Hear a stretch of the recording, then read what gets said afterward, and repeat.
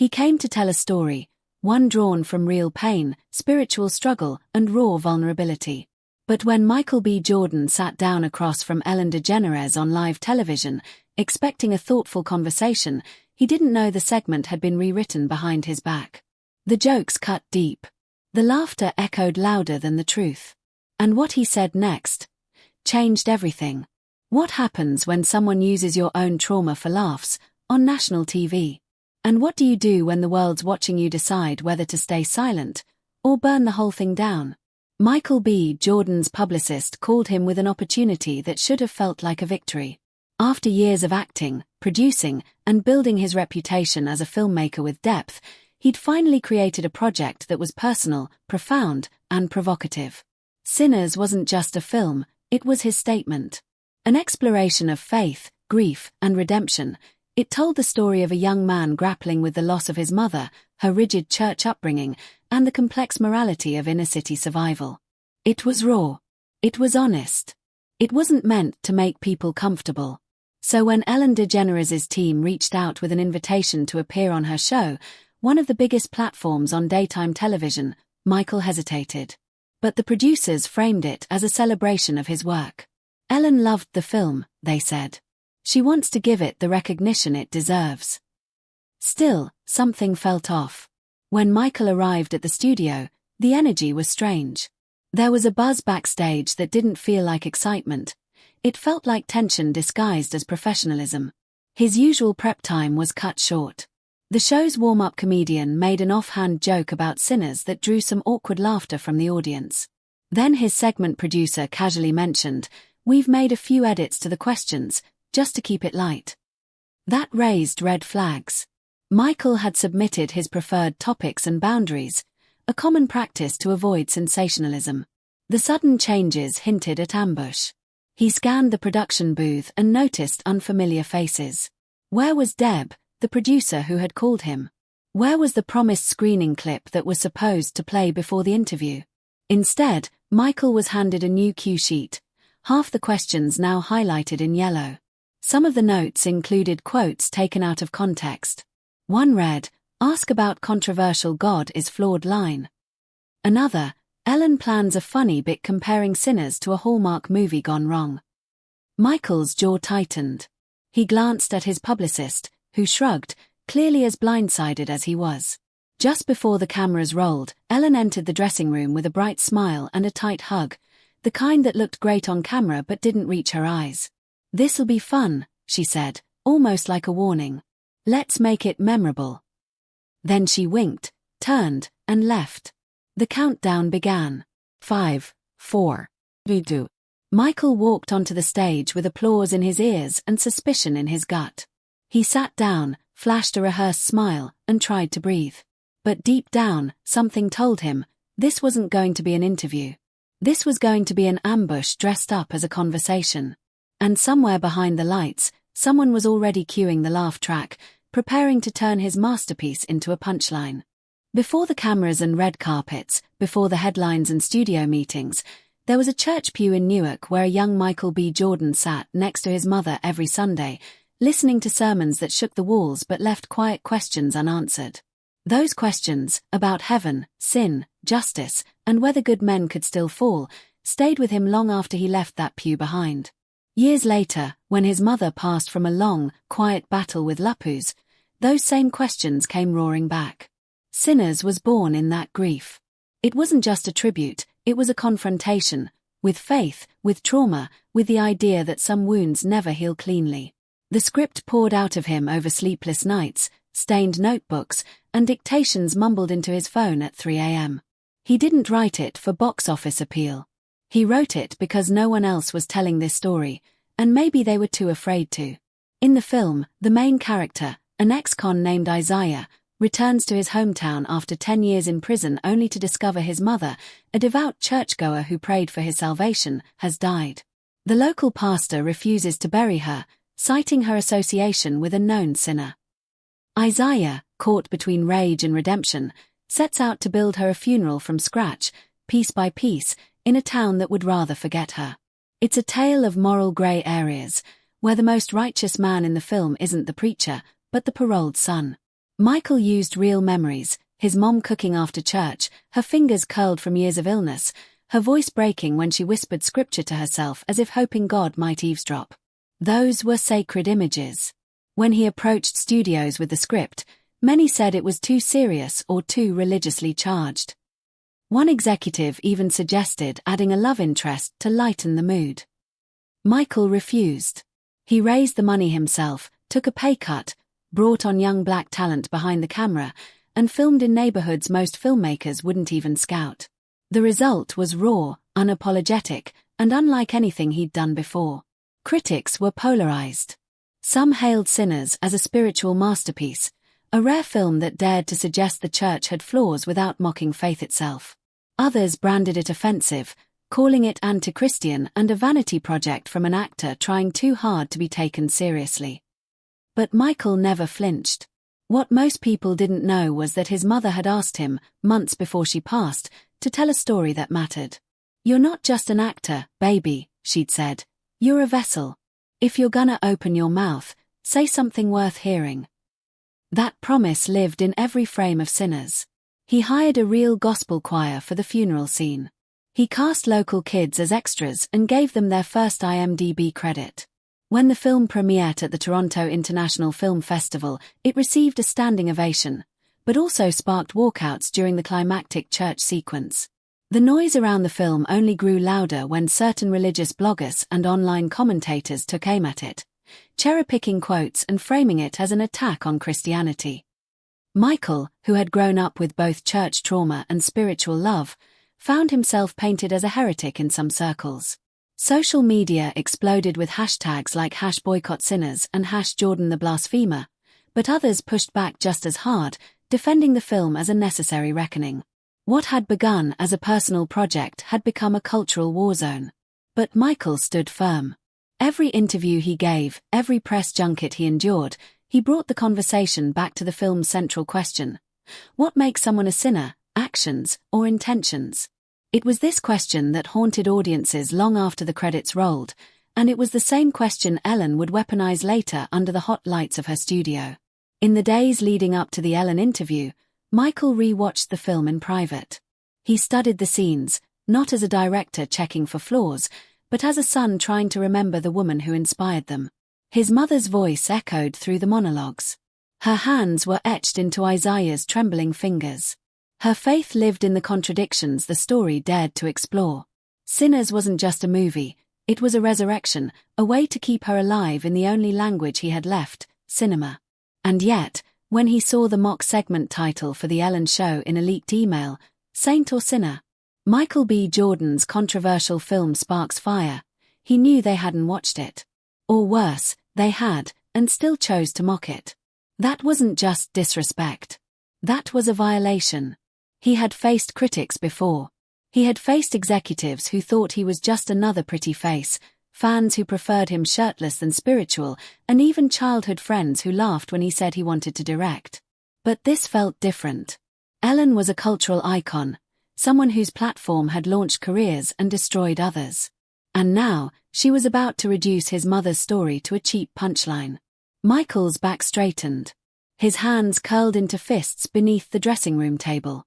If they thought they were going to humiliate him on national TV, they'd forgotten one thing: he hadn't made Sinners for applause. He made it for the people like his mother, whose stories were always left on the cutting room floor. The moment Michael walked onto Ellen's set, he felt it. The smiles were too wide. The applause felt cued, mechanical.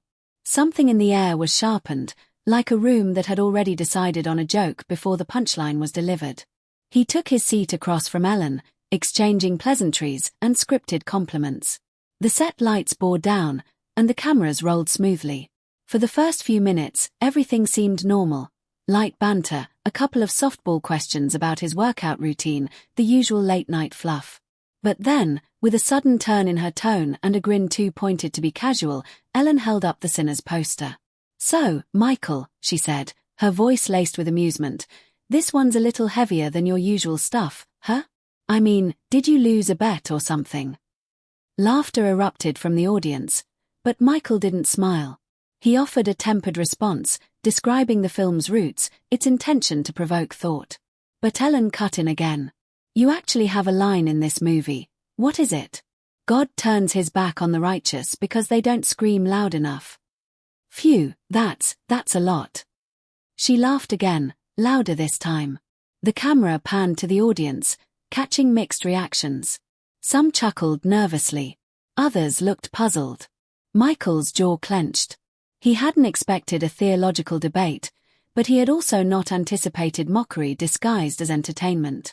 He attempted to ground the moment, explaining how that line came from a place of pain, how it reflected the desperation of a son trying to make sense of suffering. But Ellen waved her hand with faux sympathy. Wow! You've really gone method, huh? I mean, it's like Denzel meets Sunday school. The energy shifted palpably. The laughter that followed wasn't joyous, it was derisive. Online, the moment clipped instantly. Within minutes, Twitter exploded. Some viewers praised Ellen for lightening the mood around a pretentious project, while others were stunned by the disrespect. A trending hashtag, #SinnerOnEllen, emerged, populated with memes mocking Michael's expression when the camera caught him mid-reaction. Meanwhile, backstage, Michael's publicist was pacing, phone in hand, eyes glued to a live sentiment tracker showing a spike in negative engagement toward the film.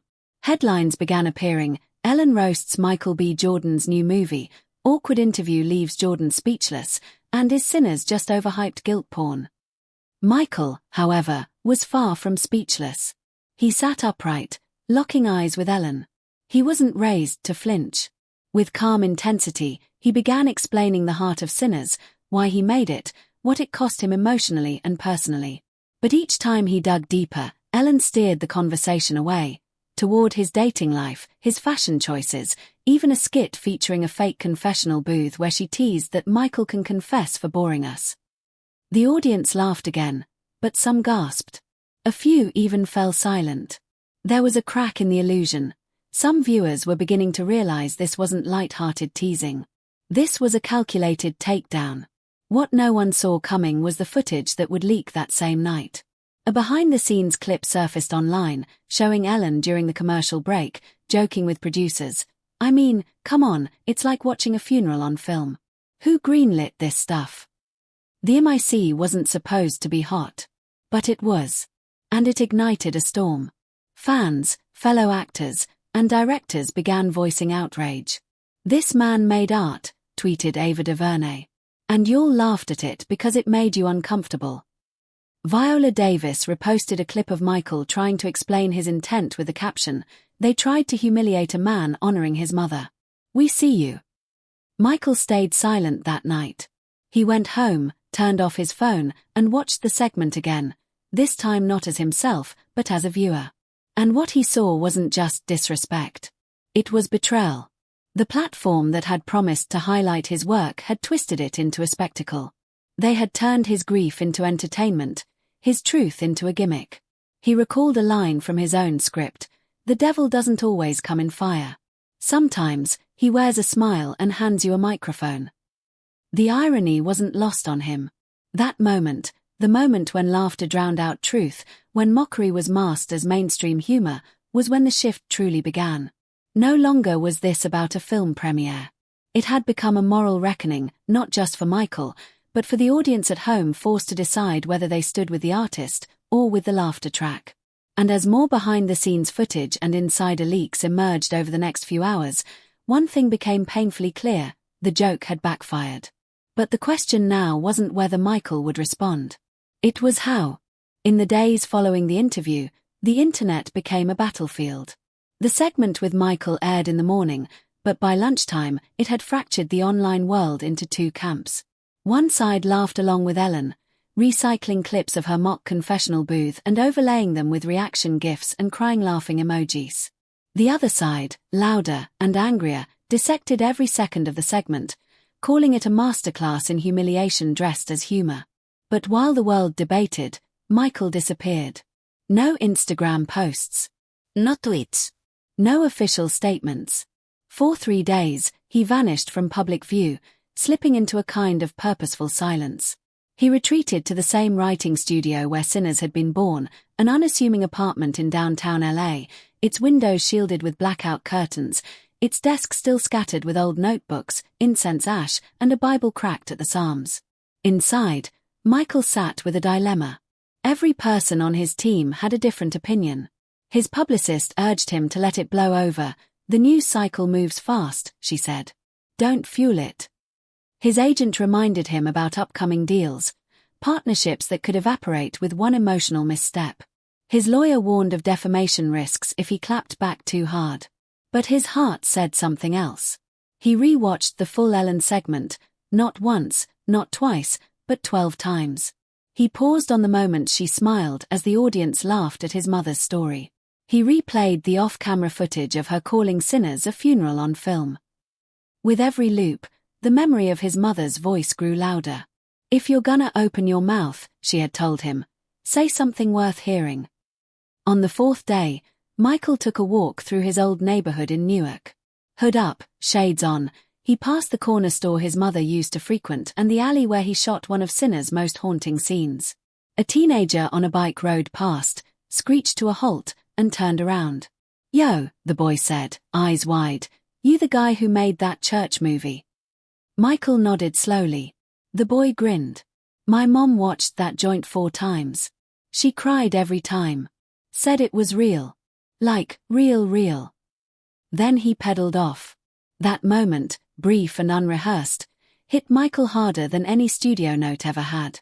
It was a reminder that the people who needed sinners weren't always critics in fancy chairs or late-night hosts with punchlines. They were mothers in silence and sons searching for answers. Later that night, a new email leaked from a former Ellen staffer, revealing that the segment had been intentionally rewritten last minute. The subject line read, "Let's keep it light, MBJ's film is a funeral." The email outline suggested jokes, ways to steer the conversation away from faith and into fluff, and even recommended a gotcha moment if he became too serious. The leak went viral. The tone online changed. Suddenly, people weren't laughing. They were furious. Celebrities who had once remained quiet now spoke up. Zendaya posted a still from Sinners with the caption, "Art deserves respect." Denzel Washington gave a cryptic but pointed interview about the danger of turning pain into punchlines. And Ava DuVernay tweeted a photo of Michael in the shadows of the Ellen set with the caption, "He showed up with truth. They met him with tricks." That night, Michael received a message that would change everything. It was from a retired producer who had worked with Ellen for years. In it, she described a toxic pattern, how the show had long abandoned genuine curiosity in favor of viral moments. "You were never supposed to be heard," the message read. "You were bait." Michael sat with that message for a long time. And then he opened his laptop. He didn't write a Twitter thread or a press statement. He wrote a letter. A video essay. 4 minutes. Raw. Uncut. Shot in black and white. He sat alone on a stool in front of a blank wall. No glam team, no lighting crew, just his voice and a single camera. In it, he spoke not about Ellen directly, but about the deeper issue. About what it meant to be a black artist telling stories about faith, grief, and redemption in a world that wants entertainment, not truth. "Sinners was never meant to make you laugh," he said, voice steady. "It was meant to make you think. If that's a crime, then I've been guilty since the day my mother died." He ended the video with a line from the film, "A man without a pulpit finds his sermon in the silence." Then he let the screen fade to black. No music. No outro. He posted it at midnight. By sunrise, it had 3 million views. The internet erupted. People dissected every line, praised the composure, the rawness, the moral weight. Even those who hadn't seen the film rushed to stream it. Sinners climbed the charts overnight, trending in over 20 countries. Meanwhile, Ellen's show faced scrutiny not just from viewers, but from network executives. Brands began pulling ads.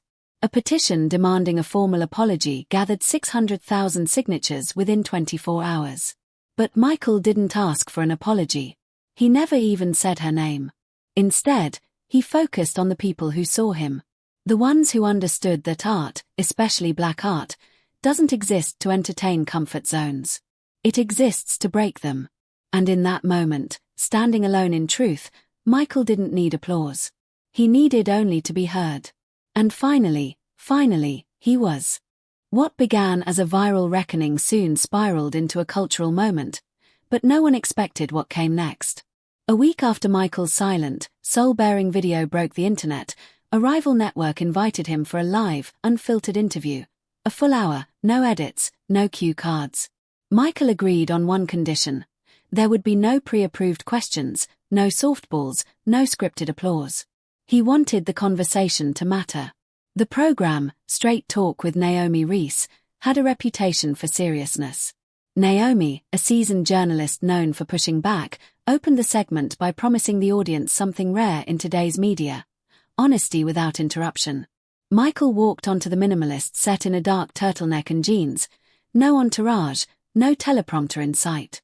He looked leaner, not in physique, but in spirit, as if the recent weeks had stripped away every polished layer. Naomi began respectfully, digging into the film's message, its controversy, and the fallout from the Ellen segment. Michael spoke with precision, not once flinching from the tough questions. He admitted the emotional toll. He admitted the doubt. But he stood firm in the intention behind Sinners. He even paused at one point, looked into the camera, and said, "If telling the truth on TV makes me a problem, then maybe the problem is the TV." What happened next was unscripted in every sense. As Naomi was preparing to pivot the conversation toward future projects, the producer in her earpiece interrupted. "Naomi, we have a caller. Live. Says she's a former staffer of Ellen's. Urgent." Naomi blinked, caught off guard. "Put her through," she said cautiously. The screen split, revealing a silhouette, just a voice, no video. "I'm sorry to do this live," the woman said, her voice trembling slightly. "But I worked at Ellen's show for 9 years. I saw what they did to you, Michael. And I saw it happen to others too. That segment wasn't just unprofessional. It was premeditated." The studio froze. Naomi leaned in. "Can you elaborate?" The caller continued. "The week before your appearance, Ellen said in a meeting, 'This movie is a sermon, and I'm not here to give the pulpit. Let's have some fun with him.' They rewrote the questions. Cut the trailer. Added the fake confession booth. The laugh track was boosted in post. It wasn't a spontaneous interview. It was sabotage." Michael didn't blink. He just exhaled, long and slow. Naomi asked, "Why are you coming forward now?" The caller hesitated, then said, "Because it wasn't just about a film. It was about silencing pain. We weren't allowed to humanize guests who didn't fit the brand. And Sinners, your story, it was too honest. They laughed at the funeral you built for your mother. I can't be quiet about that anymore." The segment went silent for a full 3 seconds. No one knew what to say. Even Naomi seemed stunned. But Michael, steady and composed, responded with something unexpected. "I forgive them," he said. "Not because it didn't hurt, but because I refuse to carry their fear in my soul." The clip of the call, dubbed the Voice of Truth, exploded across every platform. It became the top story on every news network. Journalists uncovered corroborating evidence. More former Ellen staffers came forward. One released a memo showing producers mocking Sinners during a pitch meeting, joking that the only thing deadlier than the mom was the dialogue. The tone shifted from debate to outrage. Ellen, once untouchable, went into media lockdown. The network issued a damage control statement, calling the situation a regrettable misunderstanding. But no one bought it. The apology, sanitized and vague, only fueled the backlash. And then, the most unexpected twist arrived. The woman behind the call, whose voice had shaken millions, revealed her identity. Her name was Clara Jennings, a former senior segment producer. But more shockingly, she shared her own story. Her mother, too, had died during a faith crisis. She had watched Sinners alone in her apartment one night, expecting to mock it. But instead, she wept. She hadn't told anyone. She had buried that emotion under years of television cynicism. But when Ellen twisted the narrative on air, something broke open inside her. She realized that Michael's film wasn't just fiction. It was her own story in disguise. Michael and Clara eventually met, in private, away from cameras. Their conversation lasted 3 hours, and not a word of it was ever recorded. But days later, Michael released a second video. This one was different. He didn't speak. It was just scenes from Sinners, spliced with real footage from Newark. Over the imagery, Clara's voice played from a phone call recording. "Sometimes," she said, "you have to lose your job to find your soul again." The video ended with a quote, "They mocked a funeral, but forgot that grief can preach louder than laughter." The twist wasn't that Michael had been ambushed. The twist was that the ambush had backfired so powerfully, so intimately, that it peeled away the very stage it was performed on. Ellen's image, once pristine, cracked under the weight of truth. But Michael didn't gloat. He didn't point fingers. He let the story speak. And in doing so, he reminded the world that silence can be broken by more than sound. It can be shattered by grace. In the weeks that followed the live interview and the explosive revelations from Clara Jennings, the industry shifted in real time. Ellen's production company issued a second apology, more personal and direct, acknowledging that the interview with Michael had missed the mark in a way that betrayed the trust of both our guest and our audience. But it came too late. Her credibility had cracked under the weight of her own show's cruelty, and her viewership plummeted. Major sponsors withdrew. Taping was suspended. Eventually, the network announced that the Ellen DeGeneres show would be ending early, citing a change in creative direction. Publicly, Ellen maintained composure. Privately, she vanished. Meanwhile, Michael didn't gloat, didn't tour talk shows to rub salt in wounds. Instead, he did something no one expected. He stayed quiet. Not a performative silence, but a reflective one. He returned to Newark again, this time not to escape the noise but to sit with it. He walked the same streets where he once dreamed about making films. He visited the same church where his mother's funeral was held. The pastor who had once turned down his request to speak at the service hugged him at the door and said, "I was wrong. That movie told her story better than I ever could." Michael didn't say much. He didn't need to. Some victories are loud. Others are sacred.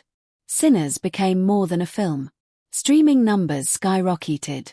College courses added it to their curriculum under modern black cinema.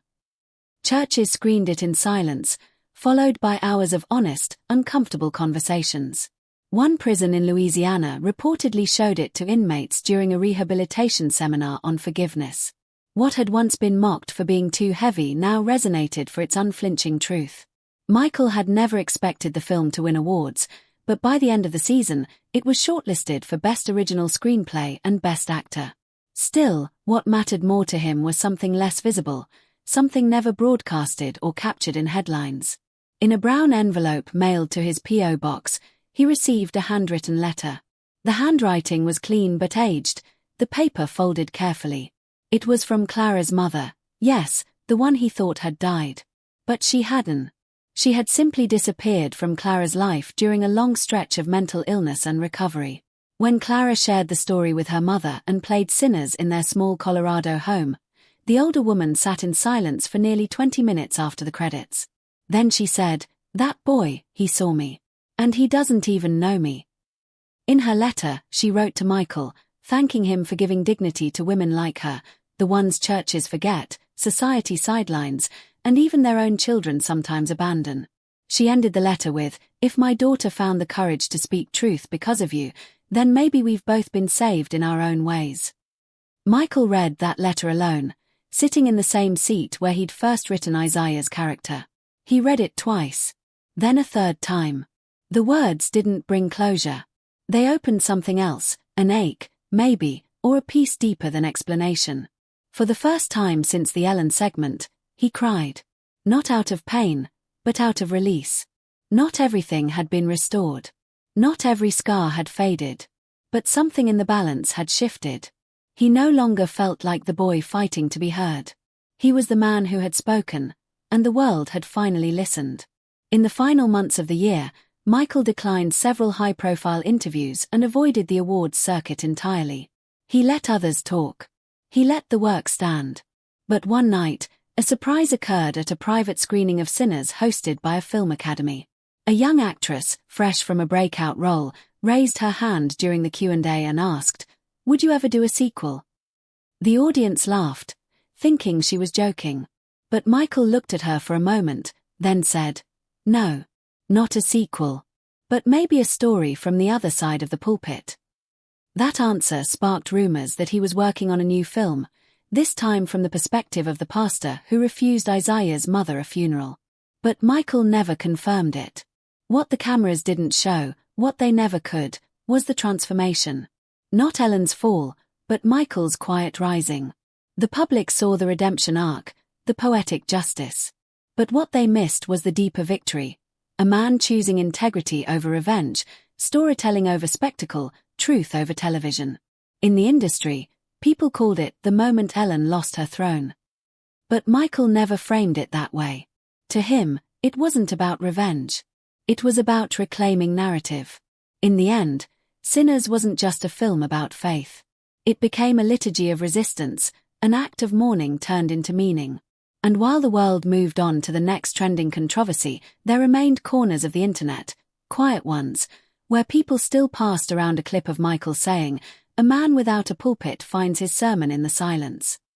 In those corners, the story never ended. It simply echoed.